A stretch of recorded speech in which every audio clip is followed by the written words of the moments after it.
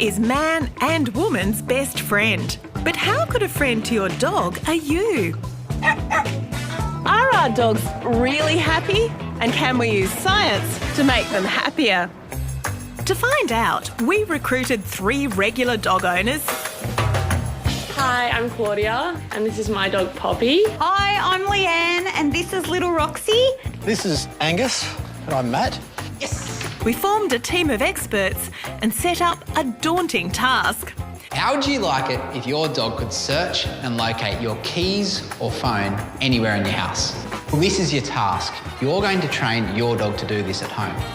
Our aim? To use this challenge and the latest science to supercharge their canine communication skills and develop a happier relationship with their dogs.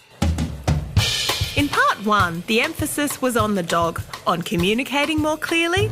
So the first thing we're going to teach your dogs is what's known as a bridging reinforcer, or a bridge. Yes!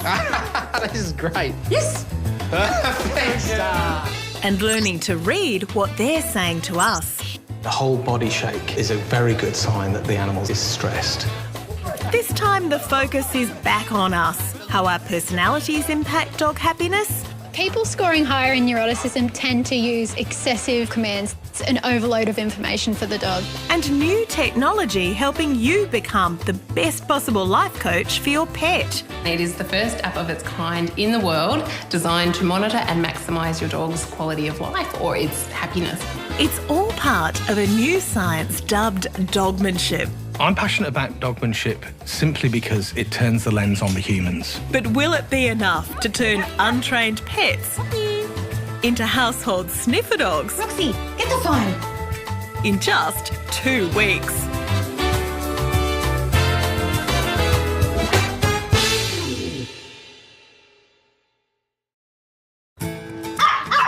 It's day 6 of our crash course in dogmanship, and animal behaviour consultant Ryan Tate is keen to check on his smallest pupil. Roxy has already wowed Ryan with her progress so far. She's successfully formed what's called a bridge in her brain. This means when Leanne says the bridge word yes, Roxy gets a rush of pleasure because food is coming. Beautiful. Good girl. Leanne has then used this new way of communicating with Roxy to encourage her to target her phone. Any look towards it, movement towards it, I want you to bridge and reward her. So it's like a game of warm and colder. Yes. Oh. Okay. Alrighty, thank There you you. Today, Ryan wants to see how they got on with their homework, which was to add a cue, the phrase, get the phone. Get the phone.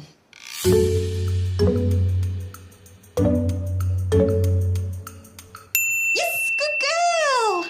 Good girl. That's fantastic. She's still really using her eyes. Okay. Ryan wants her to start using her nose, so he puts the phone out of sight. Set, and it's ready to go. You pop it down, give her your cue. Get the phone. Yes, good girl. That's what we're after. Girl. You know what was so good about that, Leanne, is that she didn't remember where it was. Did you hear her smelling? Yeah. She was searching the ground back and forth. This is a turning point in her journey to becoming a sniffer dog, and it's incredible to watch. Leanne can't tell Roxy to use her nose. Roxy had to think for herself. How do I get that reward? Oh, like this. It's empowering for her, giving her confidence. That was so cute. You can hear her little nose when she hits the ground, almost snorting around and working hard for it. Ryan is so impressed he decides to push Roxy further, much further, and introduce the sofa. You ready? Yes. All right, Roxy, what's this? Hey. All right, go for it. Nice and quick. Roxy, get the phone. Not yet. She knows it's around there somewhere, but she's got to get a little closer. The steps and skills Ryan is sharing here are all based on the science called learning theory. So this is the process known as chaining or backwards chaining, where we train the finished product first. So the dog gets to the phone, that's what we've established. And now we start adding in all those complex layers of you're moving further away, you have to look for it. So the dog always knows where the finished goal is because that's where we started. But this time, Roxy has been pushed too far and needs help. Yes, good girl. Good girl. Before I thought she was ready for that step. Yeah. She's not. But we can't stop there. Roxy still has to finish every session on a success or she'll lose interest in this game. So Ryan tries to make it easier. So we'll grab these two cushions. Yes. Put them on the ground. Roxy! Ooh, what's that? And we'll put it just under there. Roxy, get the phone.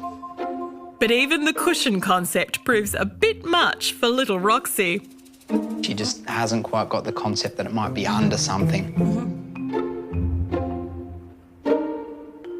Yes. Perfect. If you've got a couple of treats there, give her a jackpot. So good. Come here.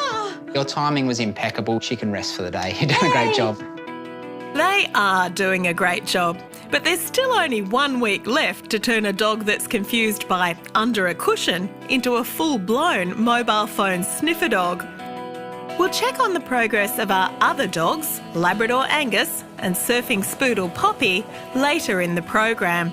But for now, our 3 owners have some homework to do. So I'd just like you to fill out this short personality profile questionnaire. What we want to know is, how will our owners' personalities affect their coaching success?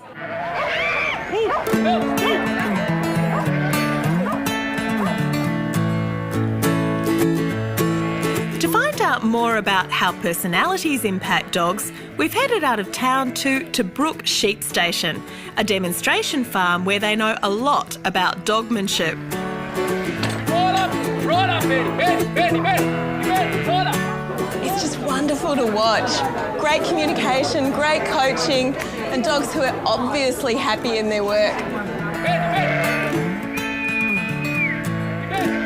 With me is Dr. Elissa Payne. She's part of the Dogmanship Science Research Team at Sydney University, who've been conducting a national working dog study of dogs and their handlers. I've been investigating how dog handler personality influences how they train dogs and whether this influences their overall success as a team. Bell, speak!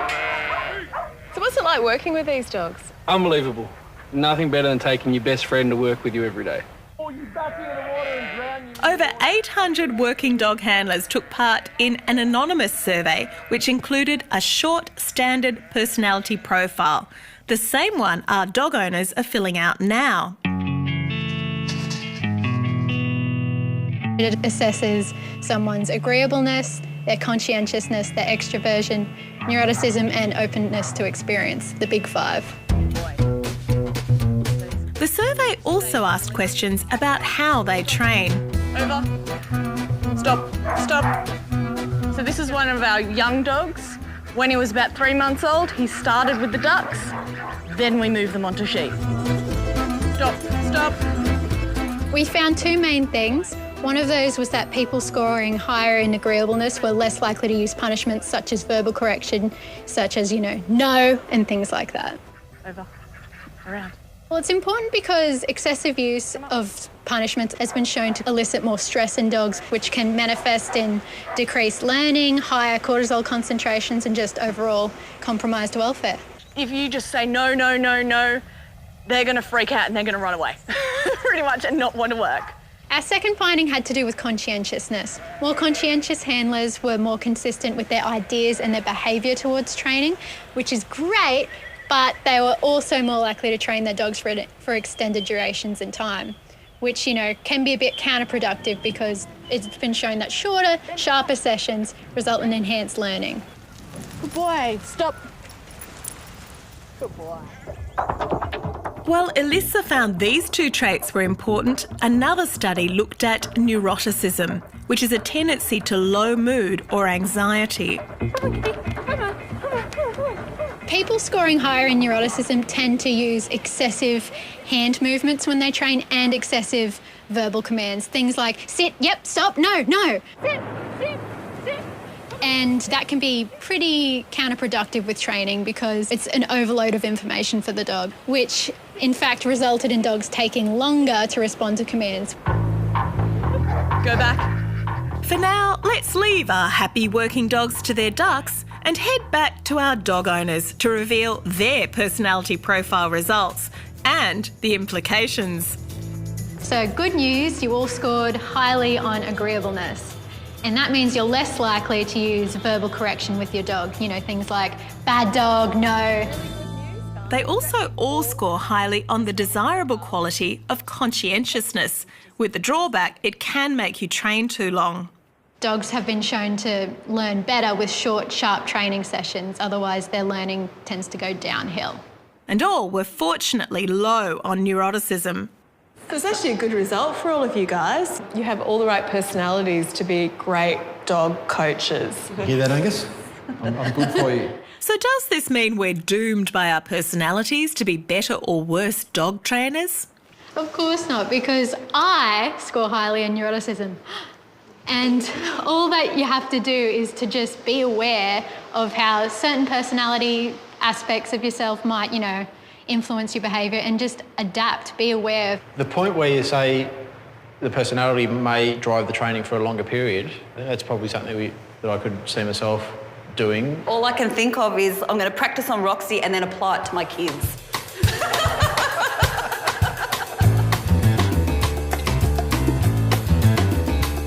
And new science is revealing even more ways we can adversely impact our dogs via our emotions. Dogs have perhaps a unique ability to read human emotional cues. In this recent study by dog cognition researcher Natalia Albuquerque, dogs looked at pairs of faces, one happy, one angry.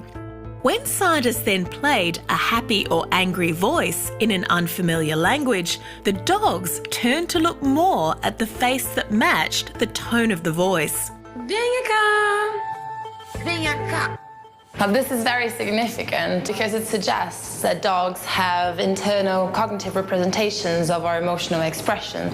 I find this very exciting, especially because this interspecies emotional recognition has ever only been shown in humans.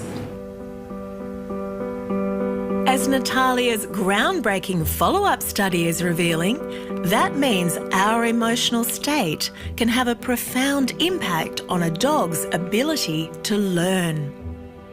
Dogs were exposed to an angry person or a happy person and then taught a new task.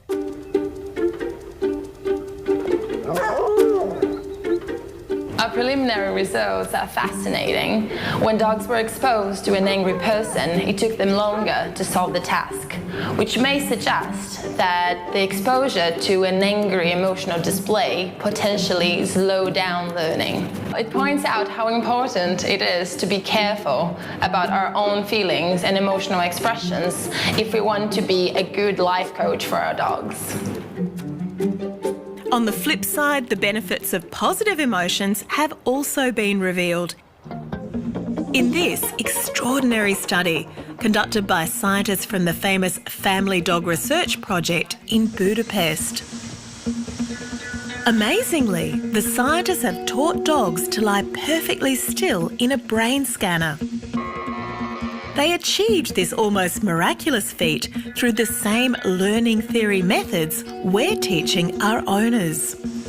The scientists then played the sounds of humans praising the dogs. Good dog, good dog. And watched as the dogs' pleasure centres lit up like Christmas trees. Even more amazing, the dog brains only responded positively when the tone of the voice matched the meaning of the words used. It seems our genuine praise makes dogs happy.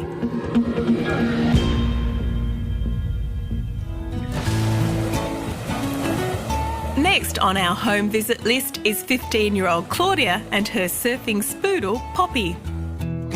How are their communication skills developing in their quest for Poppy to become a wallet-seeking sniffer dog? So what I want to do now, Claudia, is I want to start to put this on cue. So instead of just Poppy going mental every time she sees the wallet or a tennis ball, we want to create a cue that she knows, okay, now I search. So what do you want to say when you ask her to find the wallet? It's like, get the wallet. Perfect. All right? So, Good dog. Yes, good. Claudia is learning her learning theory well. Her timing with the bridge signal yes is spot on. Good dog. beautiful. And Poppy has learned yes means she gets her favourite reward, the ball. You've been doing your homework. Yeah. It's rare for a 15-year-old girl. I know, it's And like Leanne found last week with Roxy, Claudia is noticing another profound change in Poppy. Just like we're more bonded or connected. It's always so positive, everything that we're doing, so it makes our relationship together just all positive, and yeah, I like it. It's really cute. Now for Ryan's problem couple, Matt and Angus. Last visit, Angus really worried Ryan because he hadn't progressed. So obsessed by the chicken, he won't switch his attention to the keys. It's like his food drive is so high, he actually can't think in the presence of food. Let's see if Matt has managed to solve Angus's chicken fixation. Where are the keys? Yes! Good boy. Beautiful. Good boy. Good boy. Now, Matt, just to tell you something very impressive, as he got closer, we could very clearly hear him using his nose to pinpoint at the last minute. So that lets you and I know we can start hiding these keys for real. Want to try one around the corner? Yes. Where are the keys? This time, even Matt doesn't know where the keys are. Naturally, he went back to where they were before, which is fine.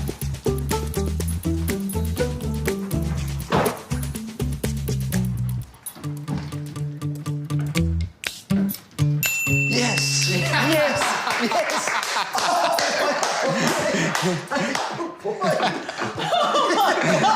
Matt, the look on your face when I gave you the thumbs up, you were genuinely surprised. That was so good. Angus is the first of the dogs to pass a double-blind test where neither owner nor dog know the key's whereabouts. I'm blown away, particularly by Angus, because he still seemed going, oh my God, Matt's got chicken, but I better go find the keys to get the chicken, which is just, it's priceless. 1 week down and 1 to go. They've all had breakthroughs, but they're still a long way from becoming true household sniffer dogs. And Roxy is still flummoxed by the concept that a missing phone could be under a cushion or anywhere but the floor. So far in our Science of Dogmanship specials, we've worked on better canine communication and listening skills and being mindful of how our own behaviour impacts dog happiness. Now we're asking the bigger question: how happy is your dog overall? And can you help it be happier?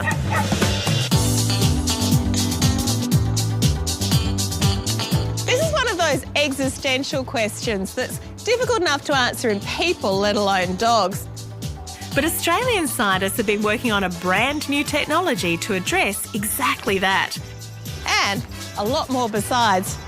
Coming with me? Come on. This is Mia Cobb, a member of Sydney University's Dogmanship Science Research Group. She's in charge of Dog Logbook. So this is the app, Jonica. It's Dog Logbook, and it is the first app of its kind in the world designed to monitor and maximise your dog's quality of life, or its happiness, if you will. Fantastic. We can just put basic things in like health reminders. So for example, yesterday his monthly parasite control was due and my smartphone gave me an alert through the app. In addition to the health records, which can be shared with your vet, there's a large section on activities, tracking your dog's enjoyment of its favourite pastimes. The app will actually give you a reminder that just says, hey, your dog's enjoyment hasn't been as high as usual. And that can make you think, is there maybe something wrong with my dog? Does it need to go see a vet or have a health check? These enjoyment measures are actually the key to keeping track of your dog's quality of life. And where they become invaluable is in the final stages of your pet's life and those heartrending end-of-life decisions.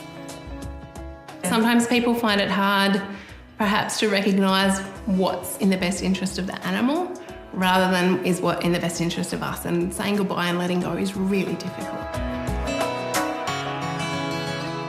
But there's a lot more to Dog Logbook than the end of life. This is Sugar. Hello, Sugar. Little Shug. There's a section on puppies, helping you set the foundation for a long and happy life. You can see that she's been listening to vacuum cleaners. She's been for a car ride this week, so she's met a rabbit this week. And what the app does is say, well, that's great, you've done all that this week, maybe next week you want to introduce her to an older person. So it'll help guide that really appropriate socialisation that's going to make her a really robust and resilient dog in the future. That brings us to the final part of this Making Dogs Happy special. When you get a puppy, how do you set it up for a happy life? The fact is there are major life stresses every dog will face as a consequence of living in our world. And one of the biggest causes of unhappiness in many dogs is being left alone. Hi. Hello. So who's this? This is Banjo. Yes. So what does he do when you're out? He's become destructive. Anything left on benches, pulls it off, destroys it, rips it to pieces. I'm here with Dr. Joanne Righetti, a clinical animal behaviourist. Well, we've got cameras all set up, so let's go out and see what happens. Okay.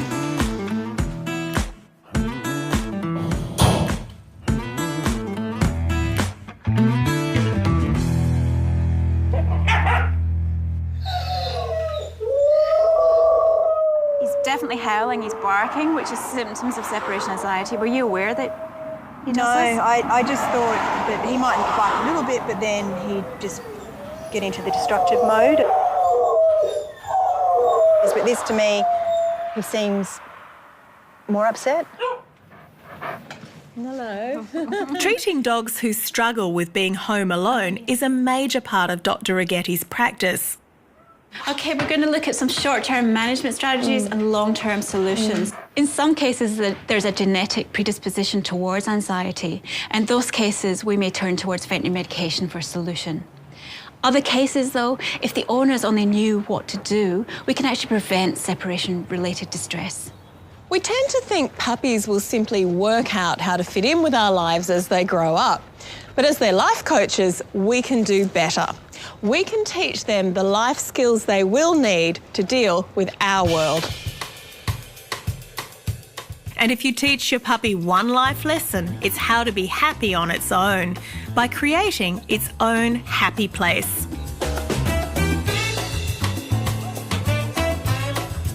So this is crate training. And I reckon it's one of the best life gifts you can give your puppy. So right now he's at the crate. I'm just going to leave a little treat there. So he thinks it's a really positive place to be. Creating a den out of a crate is really useful, but you can apply the same procedures to a mat or a bed. This is becoming a safe, happy place to be. And that's really good for making them feel comfortable, making them feel happy. And then you can go out and you can enjoy yourself, not feel guilty about leaving your dog at home. Notice the procedure?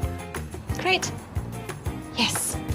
Joanne is using the principles of learning theory to teach the dog this is its place. And of course, the door is only shut when travelling. So as time goes on, I might even introduce a command, like bed, crate, so that again becomes a positive. Crate. Joanne is communicating clearly, using reward in a timely fashion, reading when the dog says no, and maintaining a positive emotional tone for maximal learning. In fact, all the canine coaching skills we've been learning throughout the program are exactly the same techniques required to teach dogs the life skills they will need to live happily in our world. Like walking on a lead, coming when called, and being relaxed alone.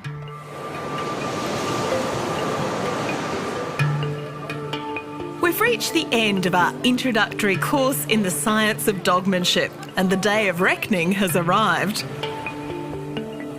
Well, it's 2 weeks today to try and turn regular household dog owners into household sniffer dog trainers. Yeah.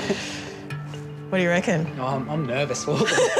So am I. I'm really excited because I know they've put in the work and they understand the science, but yeah, I'm nervous. It's a big reveal.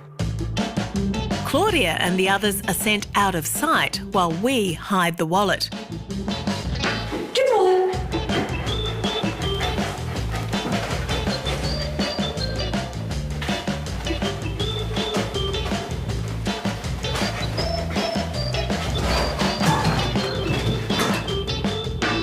Yes, good girl. Good girl. Oh, that's stressful. After that sensational demonstration, it's Matt and Angus's turn to face the stress. Angus, where are the keys?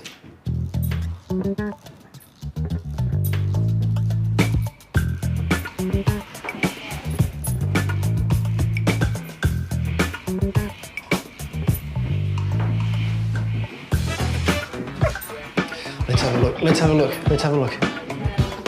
Yes! Good boy! Good boy! Oh, yeah, good boy. Yeah, it's good, eh? Yeah. Good boy. Oh, I'm nervous now. 2 successes, 1 to go. So she can get in there. Yeah, that's fine. Roxy, where's the phone?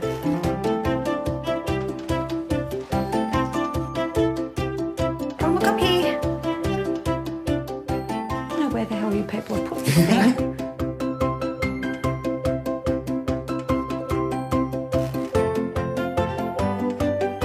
Good girl, good girl. Man, she worked hard. She did work hard. And even when the challenge got tough, amazingly, Roxy, the dog who couldn't stop shaking with nerves on day 1, has the newfound confidence to stick with it. We hoped the skills learned in this process would make their dogs happier. So, has it? I've had the best time. She's so much calmer now and peaceful and happy. It's amazing. I think I'll be able to tell if he's happy now. It does seem that even in 2 weeks, the science of dogmanship can unlock a new level of communication and happiness for you and your dog. Really, the sky's the limit. They know how to read their dog, they know how to make them happy, so it's up to them. Dogmanship is all about getting more happy dogs. And if we get that outcome, then I'd be a very happy vet. If you'd like to know how to teach your dog to be a sniffer dog, check out the Catalyst Facebook page. I got up in the morning. Where were my keys in the morning? I'd actually forgotten where I'd put them. And so I asked Angus, and he actually found them. That's so cool.